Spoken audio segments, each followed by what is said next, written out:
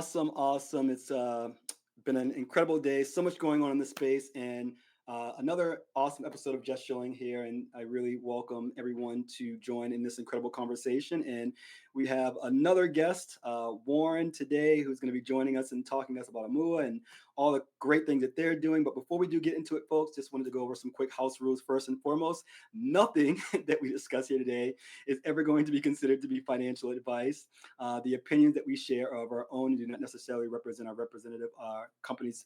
And last but not least, anything that we discuss is going to be safe for a family dinner during the holidays. But we are all adults here, and we love to share some incredible insights and what's going on in the industry and keep things relevant. So without further ado here, Warren, tell everyone about who you are. Give us a 30-second minute elevator pitch about who you are and the incredible organization that you represent.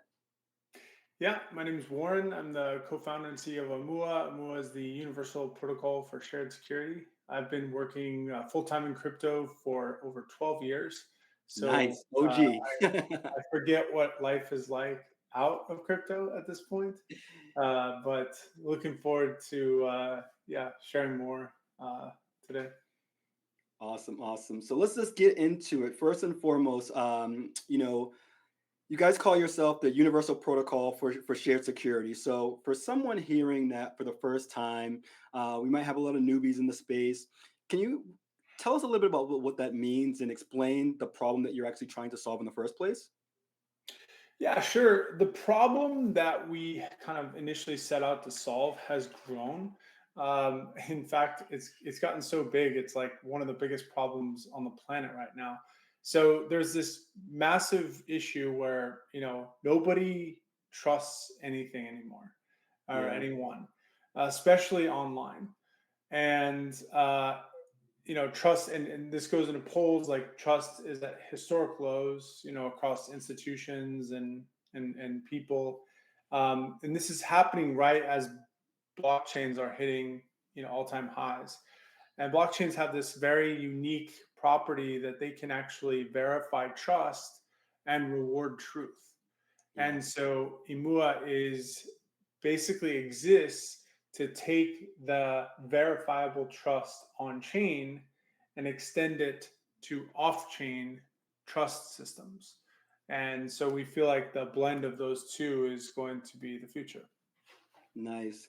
And let's talk a little bit more about the team. I mean, you guys got an incredible team that you come from Ripple. You have folks from other L1s and really great institutions as well too. So, how do all of having all these backgrounds really kind of help shape what you're trying to build? Yeah, it's I've done a couple of startups before. I've sold two and shut two down. The two that shut down were hardware. So it's just a cautionary tale for hardware entrepreneurs out there. But and one thing I learned is the most important thing that you can do as an entrepreneur is find co-founders that have complementary skill sets as you. So my two co-founders, RJ is our co-founder CTO. He's a very hands-on engineer, amazing technical kind of engineering lead. Raluca Popa is our co-founder and research. She kind of works on most of the research. She's a world-class cryptographer and security expert. She has 4 degrees from MIT. She actually leads security and privacy at Google DeepMind right now in her uh, I guess spare time or whatever. So and then I do basically everything else. I'm like my technical trade is a product manager. So I wear lots of hats and make sure the everything is going forward in the right direction. So that's my takeaway. And two, I mean, mixing all those different personalities. I mean, is there something that you look for in particular when that kind of has a common shared trend between all of you guys? Because you have different backgrounds. Yeah, I think the having the different backgrounds is super important because it allows us to do we don't step on each other's toes. That's So awesome. like, we all cover very different spaces and then we kind of trust each other to get our work done. And that really helps us cast a pretty wide net in terms of what we can accomplish. and we have a relatively, I guess, smallish team, for what we've built, and we think that's because the co-founders are so diverse, and that's actually a good thing. I love that. Embracing the diversity for sure. And something else that I've been doing some research, looking into some of the things that you guys have posted online. You got some great content out there. But another kind of term is this fragmented security, right? So in crypto, why is that a problem, and how does Amua, make things safer and simpler for the regular users out there? Yeah, so the fragmentation of these blockchains is unfortunately it's a recurring problem in technology, right? We fragmented the internet. They used Yeah, to be intranets, right? And then there are yeah, internets, lots of internets, and then after that, we fragmented a lot of like the data centers and all the cable networks, whatever, and so we're constantly fragmenting things, and this creates a problem, especially with blockchains, with composability and actually the security models itself. Like each blockchain has its own kind of siloed security budget and security mechanism, which is really hard to extend, off chain or to other chains.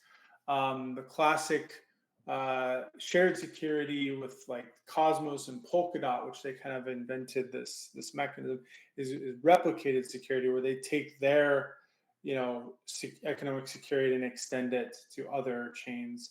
What we're doing is pretty unique in that we're aggregating all of the economic security from multiple different blockchains, and all we call them anchor chains, and wow, then cool. normalizing it across US dollar, and then using that to extend to developers that are building off chain. And so we're kind of really doing all that hard work for developers so that they don't have to. Fantastic.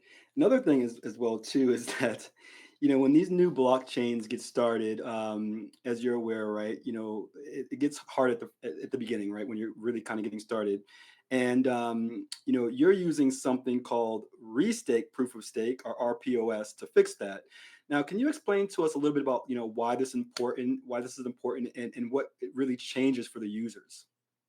Sure. Restake proof of stake is kind of like a cheat code when it comes to bootstrapping a decentralized network. So, traditionally, a decentralized network needs to do lots of things before it can ship its product or service. It has to, create a validator set, Mm, issue a token, provide liquidity for that token, make sure that there's all the tokenomics and there's a community and everything. They do all that even before they have even graced the service of building the actual service itself. So we can kind of cut that down by using Bitcoin, XRP, ETH, Sol to as like almost like a crutch to help us bootstrap the network first, and so we get that decentralization from day one. And mm, so, and then once we launch, we have basically the security that's provided through the native token, our own native token, and then an augmented security that's also provided by Bitcoin, XRP, ETH, and Sol. So we get the best of both worlds. And what that does is it allows our native token to grow sustainably, right? Which mm. takes some time to get circulating supply, and that kind of that liquidity, right? It's hard to do on day one. So we're basically using these other networks, to help us kind of bootstrap, and that in itself is pretty cool and hasn't been done before. Yeah, it is really cool. It's been opening my eyes to a lot of different things when I first started doing some research on this for sure. And this brings it to a really great segue. Another great segue is that you know if for the new folks out there, crypto, we've experienced many kind of history of hacks, especially when it comes to bridges and things like that, right? So Amua is using something called ZK Lite clients instead. So, in plain words, as best as you possibly can, what's this all about, and how can this really make things safer, and maybe even break down for those that may not even know what the acronym ZK means in the first place? Yep. Yeah. So bridges have been the basic, like the source of a lot of attacks, in the industry. Yeah. And that's mainly because, they're complicated for one. They're usually secured by like a multi-sig, not by actual consensus, right? And so they're very brittle. And RJ and myself have both been attacked, Mm. in bridge hacks. RJ was the former CTO and co-founder of Harmony, which was a very brutal hack with that. It was just based on the multi-sig setup, and unfortunately, there was really only one person who had the keys, and that person got exploited. So, um, and this has happened again and again and again. So what we did on the actual security design at the architectural level before we even wrote any code is how can we map out all the attack vectors and what you call do a threat model and figure out and think like a hacker and like how would we exploit this. So one of the things is how do we harden the bridge. So the Mm. way that we use a bridge or messaging to message other chains is one direction. Okay. So we write to the chains to lock, unlock, and slash, and then we read from those chains to update the state on ours. And that reading is done through the ZK Light client. So that's Interesting. basically a cryptographically verified message that we're reading. But the fact that it's only one direction actually reduces a lot of the security risk because think of it like you're going to go rob a bank and you got to cross the bridge to get to the bank and you got to cross the bridge to On the leave way the bank, back right? out, yeah. So no one's going to like do a one-way bridge or they go to the bank, they hack the bank, and then they can't cross the bridge back, You're right? So stuck like inside, you can't get the money out. exactly. So like it really reduces the economic reasoning for doing the hack in the first place. Interesting, very cool. Something else that's really cool is that you were mentioning this ability to kind of restake on Bitcoin, Ethereum, and other different chains out there without giving them up, right? So how how what does this really kind of allow people to do that they couldn't do before in the first place? Yeah, so for the for networks like Bitcoin and XRP, and we actually have Doge that we're going to be Oh, supporting nice, as cool. well. These are not staking networks. These aren't staking tokens. So there's no native form of yield, right? And in Bitcoin you can mine, right, and proof of work, but with XRP there's no form of yield. Um, and so what has happened is like it's made it really difficult for these networks to build DeFi ecosystems because staking yield traditionally served as like the benchmark rate for Ethereum for all the proof of stake networks. And what that is basically the foundational kind of yield that other yield products can be built on top. And without that, you don't have that, base consistent kind of not risk free, but like risk minimized kind of set of yield, sustainable yield that's coming, from the protocol. And so you don't get that kind of growth, that DeFi growth of yield stacking and different products. So we're introducing, yield to XRP for the first time, which we hope that DeFi ecosystem can be built and flourish, on XRP. Same goes for Bitcoin and Doge as well. And so that's really exciting, especially for XRP, because XRP holders will actually be able to earn yield on their holdings for the first time. Yeah. And are there any others that you're thinking about as well too? Maybe down the line once this kind of gets rolling.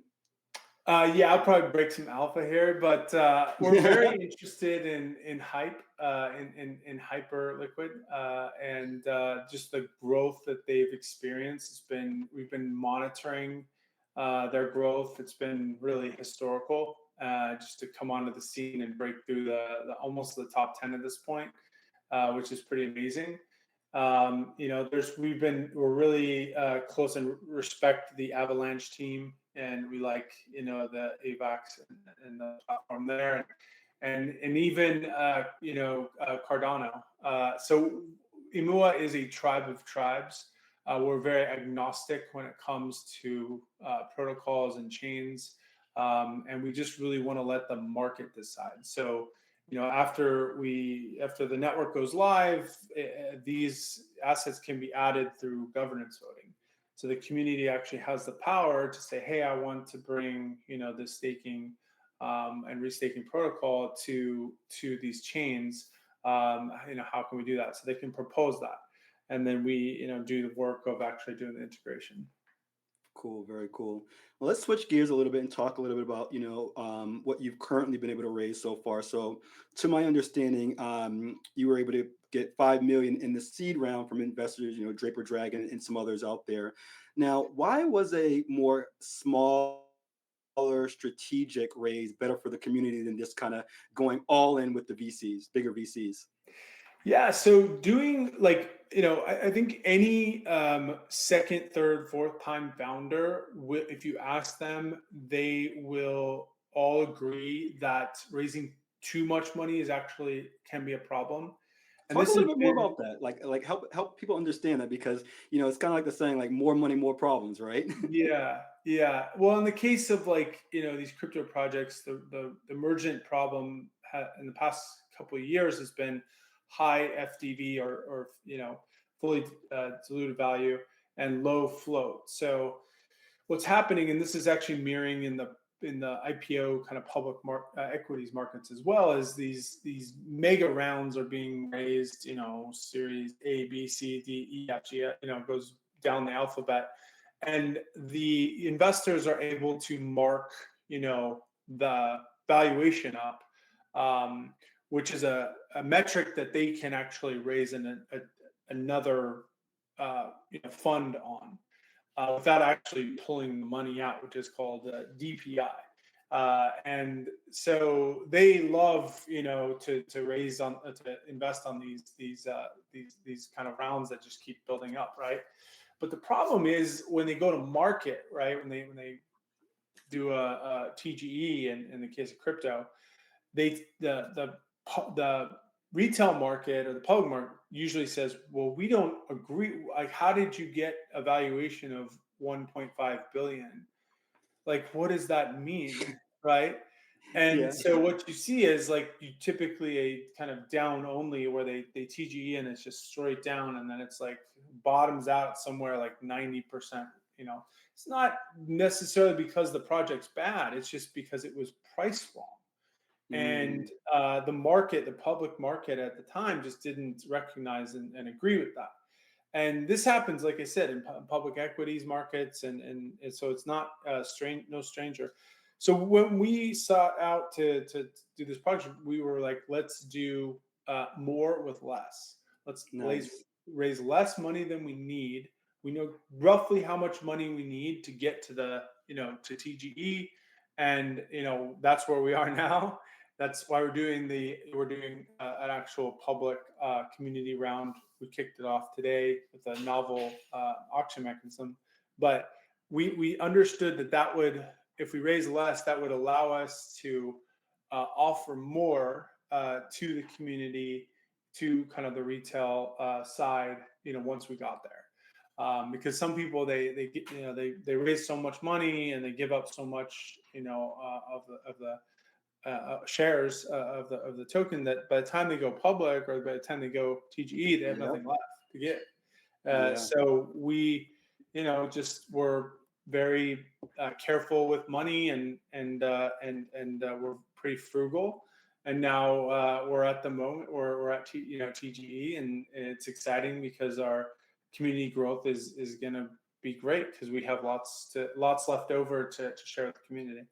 Yeah, Warren, that's very refreshing. It's good that you have that mindset. I wish that everyone in the industry had that same mindset for sure. And It's let's talk not a little easy because it's fun to share, celebrate the big raises and stuff. But to me, that's not like that's not the real party, right? Yeah, for sure, for sure. I love that.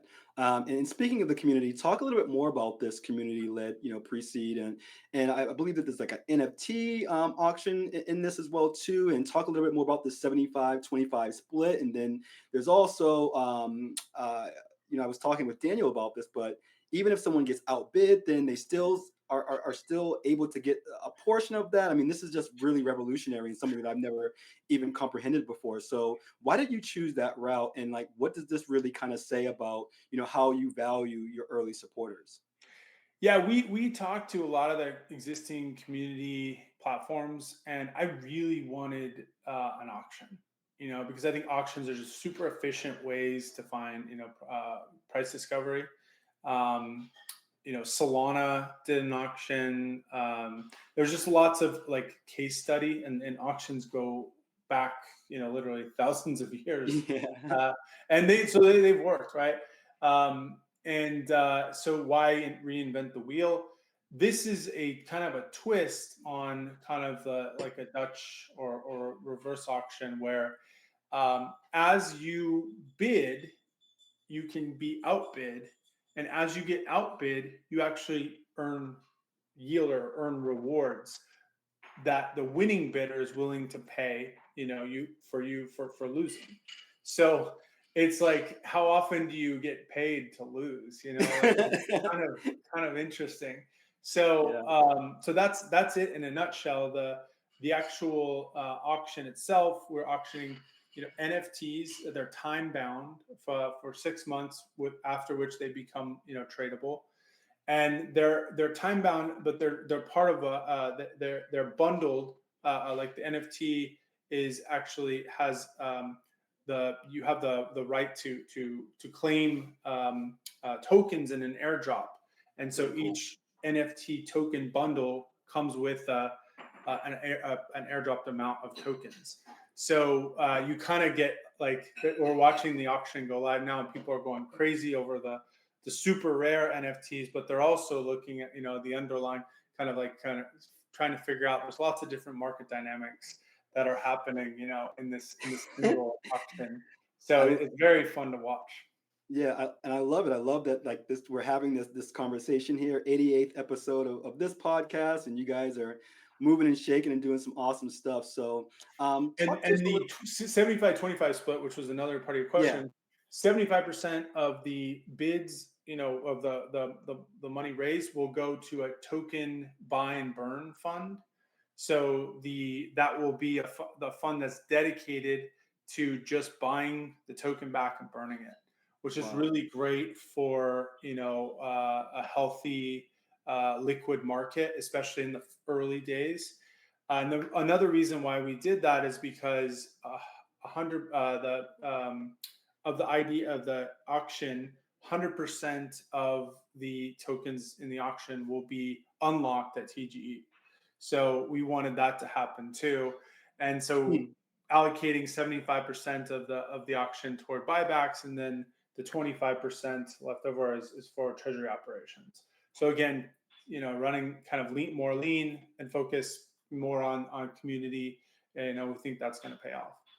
This is awesome. I mean, I hope folks that are other projects that are out there listening to this, hopefully they can start to kind of, They're you probably know, thinking this guy is absolutely crazy. hey, well, you know what? Sometimes the crazy ones, right? Someone's got to be crazy at first, right? And then It's true. until it's not, obviously. So, the test net's already, I think it's over 40 validators. So, like, what's the next steps in getting ready for the main net, and how are you making sure that these new users really kind of have a smooth experience that's kind of really moving throughout this process? Yeah, so the next phase is actually a fun one. So we're running the auction, this week. Next week, we're going to be kicking off something called the Genesis Pool campaign, which is basically this is the mechanism that we're using to bootstrap Imua with the XRP, Bitcoin, and ETH. So we deploy a smart contract on Ethereum. People can deposit. When they deposit, it's basically just locking on their own wallet their own tokens, and we set a threshold. if that threshold's met, or 30 days, whichever comes first, the deposit window closes, and there's a countdown that starts, and it's like I think we've set it for 4 days. So in that 4 days, the validators come together, and there's agreement on the genesis of the network, and then they go live. So it's a very cool, like open, more like open decentralized way to initialize a network. Usually it's done kind of behind closed doors and a lot of centralization, and then they said, well, eventually it's going to be decentralized, but we wanted to be decentralized from day one. That was like very Yeah. important for us. And So as yeah. well too, Warren, for the folks that aren't so technical out there as well too, because I know that we throw around a lot of these words and these jargons and these phrases. So what is a test net? Very, very rudimentary form of it. And what's the importance of, like, why do we need validators in the first place? Yeah, so a test net is literally just a test network. And the primary difference between a test network and a main network is that the tokens on a test network don't have value. That should be the only difference between a test net and a main net. But they are effectively supposed to be the same software, ideally the same validator set, same everything, except one is just you know fake money, the other is real, or real value. That's really should be the only difference. There's been some deviation from that. Sometimes there's other networks that are earlier called a dev network or devnet, which is kind of more like a play at your own risk. There's like not a lot of stable kind of, it's like the beta version. Hmm. That's usually running on a devnet. So the idea is to try to keep mainnet and testnet the same so that people can test on testnet before they deploy on mainnet. Fantastic. And last one as well too, validators. Like what are validators and why are they important? So validators are really the backbone of blockchain networks. They are coming to agreement on whatever consensus. There's a consensus mechanism or algorithm that basically comes to agreement on the state or the truth of the blockchain. And whether it's Bitcoin or Ethereum or XRP, there's lots of different flavors of consensus, even Avalanche, and I mean the list goes down. But basically they're just all coming to agreement on the state of the network. And once they do, there's like some stamp that is stamped, and all the transactions there are included in whatever, whether it's a transaction set or a account or whatever block, it gets passed, or ledger, it gets passed, and then the next one comes. So this happens in very quickly, traditionally. So these validators are super important. And what we're doing is basically taking this validator set and extending the power that they have to these off-chain systems. So you can think of like everything, everything's off-chain. And so how cool would it be to use Bitcoin or XRP or Ethereum to secure, software that's running in a hospital, right? Yeah. Like that's kind of the vision. That's really cool. Thank you so much for that lesson there. For the newbies out there, and for folks that are just kind of curious about this as well too. It's always good to kind of give a backstory to that. Now let's kind of fast forward, right? 6 months after the main net, what does success look like for you guys, and how do you really kind of balance growing this community, attracting developers, and really kind of keeping it easy for the first time users? Yeah, so we're a bit old school when it comes to the first kind of year of a network. Like we want to achieve stability first. It's very critical that the network is stable, that the validators are bored. You want validators that are ideally bored. It's just working. They don't have to touch it. They don't have to touch our machines. So we want some very bored validators at 6 months. We want the services that are building right now on Imua testnet to start going live on mainnet right around the 6 month mark. So we want that experience to be very smooth for them. We've been working with them, for the past 6 months already, and so another couple months in the oven, and they'll be set and ready to go. So basically, board validators, inspired developers and services ready to kind of jump out and go live on mainnet, and then just a healthy liquid market for the IM native token. Those are on my wish list. Nice, fantastic. And in terms of sharing your vision, I think that that's something you have a big vision here.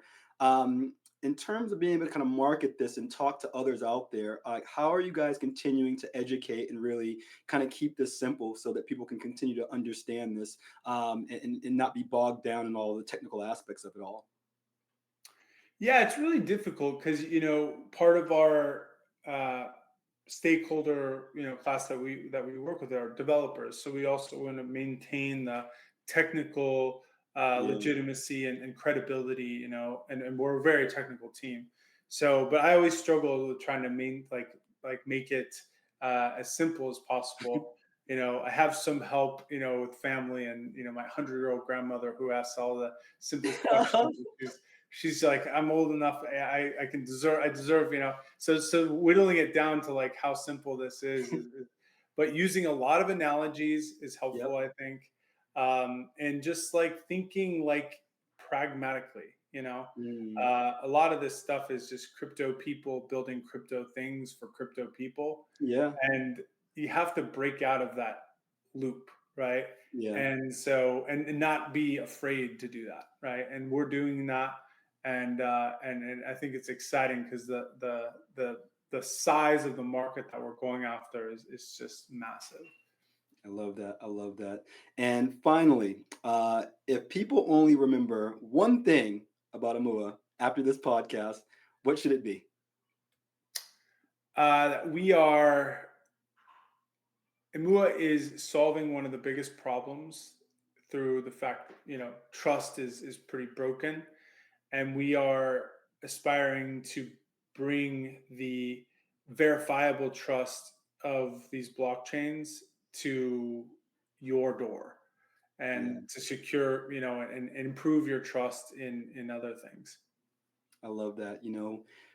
We are living in an age, and as institutional money comes in, and I think this mass adoption, it's been slow, but we're definitely heading in the right direction. And I think that we are living in a multi-chain world, and it's really great to see projects like yours really doing some cool, innovative things. And I hope that folks in the audience got a chance to learn a lot here. I know that we packed in a lot of information in a very short amount of time here. But for the folks that would love to learn a little bit more, Warren, about you and the rest of your team, and what you guys are building, what's the best way for them to follow you? And also, too, we have people in the audience that may be potentially looking for job opportunities, volunteers, internships. Like, how can they get involved? How can they contact you? And lastly, how can people stay up to date with all the incredible things that you're doing now and moving forward in the future? Yeah, you can.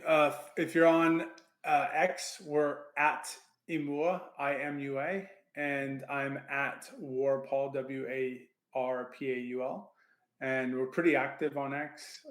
Then we also have, if you go to X, there's a link tree which has all the fun links. You can join the Discord and the Telegram Nice. and follow us. And yeah, the community's been very engaged around, especially around this auction, and things are heating up. So it's a fun time to join. Awesome. Well, thank you so much for your time. It's really been incredible having this conversation. And for everyone in the audience that got a chance to join us live, I hope that you learned something. This has been an incredible conversation. We'll get some short clips up on the socials here, and we'll get this full episode up on YouTube. But thank you for joining us today, Warren. And for everyone else, you could have been doing anything else in the world, but you chose to join us here on this Monday to start off a great week. Have a good one. Take care. Bye, everyone. Thanks, Trevor.